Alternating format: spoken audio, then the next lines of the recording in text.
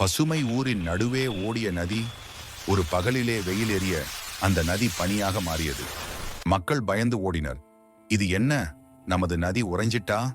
உணவின்றி மாடுகள் அழுதன, நிலங்கள் வாடின.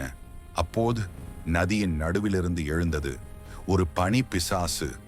அவன் கண்கள் நீல ஒளியில் ஜொலிக்க கைகளை உயர்த்தி கத்தினான், இந்த ஊர் இனி என் கட்டுப்பாட்டில். அவன் காற்றோடு பனியை ஊருக்குள் உமிழ்ந்தான். பயம் சூழ்ந்த அந்த கணத்தில் மேகங்களை வெட்டி வந்தார் கண்ணன். அவரது தோளில் ஒரு பொன்னிற ஒளி. மெல்ல மெல்ல அவர் பனி நதியை நடந்து வந்தார். மக்கள் நிம்மதி அடைந்தனர். கண்ணா, எங்களை காப்பாற்று என்று அழைத்தனர். ஒரு புன்னகையுடன் கண்ணன் தனது வலது காலை நதியில் வைத்தார். பனி உடைந்தது, தண்ணீர் சுழன்றது, அந்த பிசாசு கரைந்தது.